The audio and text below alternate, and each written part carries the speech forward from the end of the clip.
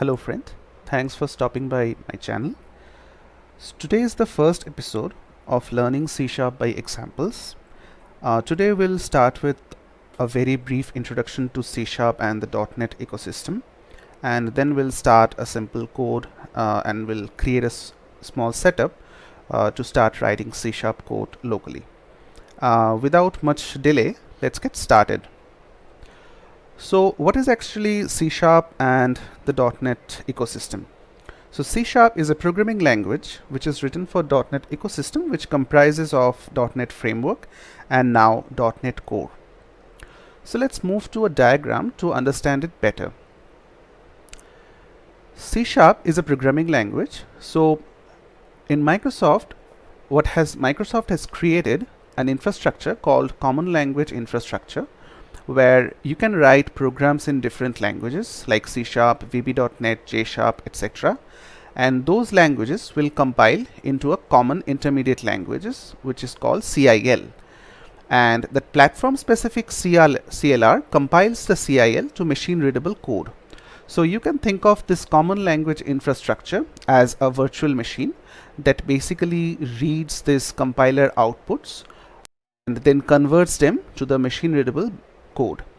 In this way, the language designer or the programmer, they don't have to be concerned about the machine implementation or the architecture, and that is sort of abstracted out, and the common language infrastructure handles that. In that way, the language development and also the CLI or CLR development becomes much more easier. So what is .NET Framework? .NET Framework is a software framework which was developed by Microsoft that runs primarily on Microsoft Windows. So it includes a lot of class library, and these are like runtime libraries that when your program will actually run, they will be utilized.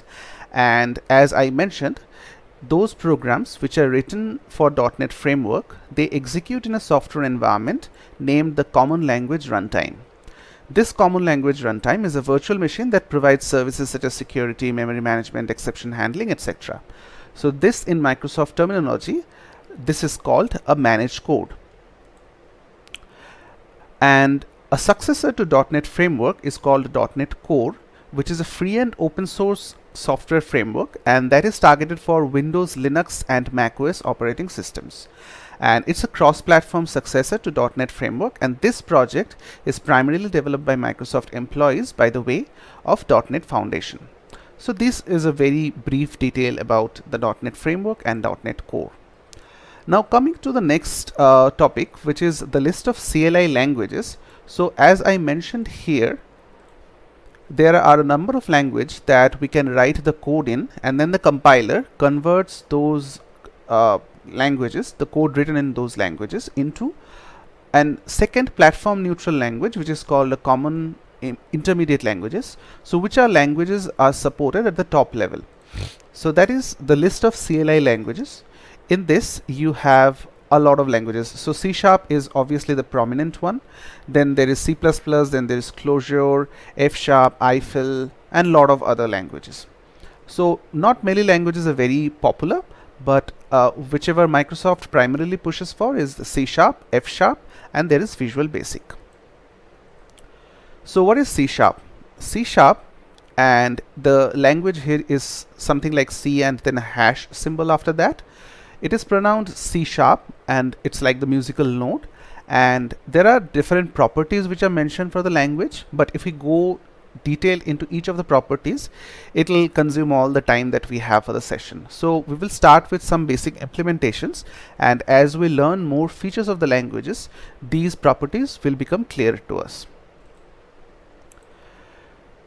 So to understand, in the same way as we saw in the first diagram, that typically a programming language, which is meant for .NET Framework or .NET ecosystem, it compiles finally, the final output would be targeted differently, like it would be finally output to a intermediate language, then the intermediate language will be converted to machine code. So C# is no exception to that. So suppose you have a C# project where you have your source file, you have a bunch of resources, and what your compiler does, it combines all of these things and then put it into a managed assembly. And this managed assembly is then referenced by the metadata and by the CLR, and this managed assembly is basically converted into an intermediate language. So that intermediate language is targeted for .NET framework. So this .NET framework, it provides all the security, the garbage collection, and also JIT compilation. So details of these we'll learn later, because these are a lot advanced concepts. And whenever these are compiled into this intermediate language, so this stage in gray is basically the intermediate language state. It can use this .NET framework class libraries. This intermediate language can be converted to a native machine code which the operating system can run on. So this is a typical life cycle of a C# project. Now when we come to, say, if you search for just .NET, you will arrive at this link. I'll provide these links to all of the locations in the description. So when you come into this link, you can see that the language here is like you can write your .NET apps in C#, F#, or Visual Basic. And this web page also provides an option to basically run the code on the fly here. So it's saying it's compiling the code online and then writing here. We can actually delete all of these things and try to write something simple. So they also provide these kinds of syntax help or method help here, where you can provide values like this. And if I run the code, it basically prints the output. But this is actually quite useful if you want to explore small features of the language. This is provided for C#, also for F#, and also for Visual Basic. But for our purpose, we will actually try to create a setup locally, where we will continue to explore different features of the language as we continue to learn them. So to do that, we will use .NET CLI. So CLI stands for Command Line Interface. So .NET CLI is included with the .NET SDK, and you can read all the descriptions how you can install .NET SDK and .NET Core locally. When you install that, it basically gives you some commands, which is once you have .NET locally, it gives you some command to create a simple .NET project, to run the project, and a lot others. So let's try to do that locally. So I have come to my local environment here, and this is Visual Studio Code which I have opened, and in here I'm just showing the current directory that I am in. So I have created an empty directory. This does not contain anything, and this directory is .NET Explorer.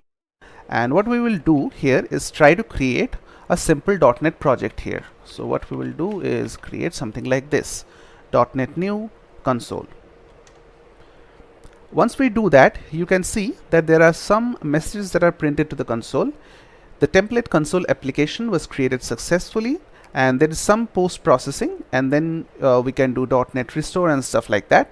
But if you see the folder hierarchy on the left, you can see there are multiple files created. There is a folder created under obj, which is typically for running, and then you have also source file created, which is program.cs. So let's first understand this program.cs, which is created by the .NET framework for us. So program.cs contain multiple things here. So the first thing is the using statement. So these things, whenever we were seeing the option here, when we were trying to run the same thing here, we just saw that one line and that was sufficient to execute. But to do that locally, or to fully write a C# program yourself so that you can create a complete exe and then you can write, then you can actually run it, you need to provide some other information to your program.cs or the first program that you create. The important things here is, first you have to create a using declaration. So this is just to let the compiler know that what are the features of the system classes that you are going to be using. And as in later sessions, we'll understand different standard library features that C# provides and other classes from the system libraries.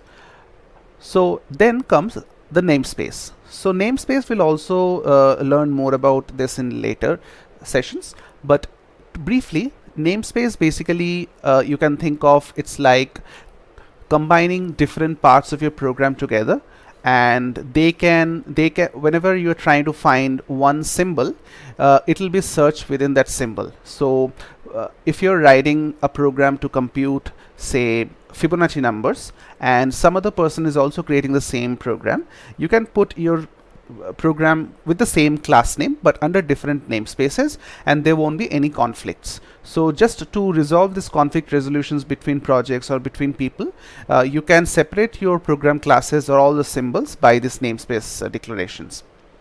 And within namespace, it's a class declaration where we are creating a class, and this class contains a static method, and this static method basically contains just one line that we want to execute here. It's that the console write line. So let's see how we can execute this. So the command that we use to create it is this, and we will use the command to run it is .NET run. So once we hit .NET run, let's see what the output is printed to the console. So the output that is printed to the console is hello world, and that is what we expect here. So now let's actually come to a more complete example. So to do that, we'll actually see if we can replicate the same examples that they had given here, and we can try to understand the different features that they were trying to explain here. So let's just first copy the first part of the example. So I'll remove the console write line here and copy this. So here what I'm creating an array of elements, an array of string basically, and this name of the string is names, and here I provide 3 elements, and the type I'm providing as a variable. So this is the way to declare it. So in C#, you can think of this is like a dynamically typed language, but what actually happens is the compiler does the type inferencing for you. So the compiler understands that this is a type of string array, and then this type is printed here. Let's actually see what's the names.getType. So this basically we try to see what's the type of this, because we have not declared any type for this particular variable, and in here we try to do something like this. We do console.writeLine names.getType, and then let's try to run this function. So what it provides here, it provides that it's a type of string array. So names is basically printed here as type of string array, and so this particular variable has a type, but the type is assigned to this guy later. So it is not actually a dynamic type. So let's say if I try to do this, does C# actually supports that? If I do a .NET run, so it say cannot implicitly convert type integer to string array in line number 15. So this is the error that comes. Even though I have not declared a type for the element, I cannot assign something different to this guy. But if I have a new string, something like, let's say I have only the first element, and if I run that, then it works fine. So as long as I'm assigning objects of the same type to this particular symbol, it works perfectly fine. So that's what we have here. Now let's go back to the method that we have here. Let's take this example and try to understand different parts of it. So we are trying to create a loop declaration here, and that loop is basically a for each loop, and this for each loop, it's something like this names is an enumerable type, so you can iterate over it. And what this for each declaration does, actually let's check out what this for each declaration does, and we can see the official language for it. So we can do for each msdn iteration statements C#. So we can write a for loop something like this. So for integer I is equal to 0 and the same thing can be replicated here. So we have 3 elements in here, we can write for integer I 0, I is less than 3 I plus plus, and then we can do console dot write line names I, and if we do that, we are pretty sure what we are going to expect as an output. So the output will just be the elements in the string, and this is a very familiar way to do that for loop. But in C# we also have the option to create a for each statement. So for each statement executes a statement or a block of statement for each element in an instance of the type that implements the system collections enumerable or system collections generic enumerable. So array in C# typically is an enumerable object, so that it can be used in for each. So another example is list, but we will go into more detail of list later on. So that's what for each basically provides. So instead of writing like this, we can do this, and let's comment the first part out.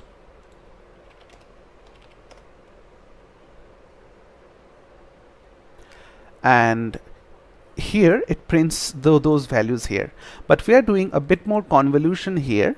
So what we are trying to do here, we are creating a special type of string where we provide the variable itself. So this variable is defined only within this body of the loop, so that is the scope of this variable, and in here we are providing, along with this string, we're directly replacing this variable here. Otherwise what we could do here, we could provide a format something like this. Let's say if I'm doing it correctly, this also works perfectly fine. So you can see there are multiple ways that we can print it, or we can do it. We could also do the same thing in very simple way that we could do in other languages, something like you append those values to the string. And let's clear the screen and do a .NET run, and as you can see here also we can do the same thing. We can provide hello names, something like that, and do a for each, do a hello name, something like that. So it's pretty easy to do this kind of things. So for now actually we have done a good starting point, and I'll end the session today here. In the next session we will start with the integral types, and that will be a very interesting one. So see you in the next session. Bye bye.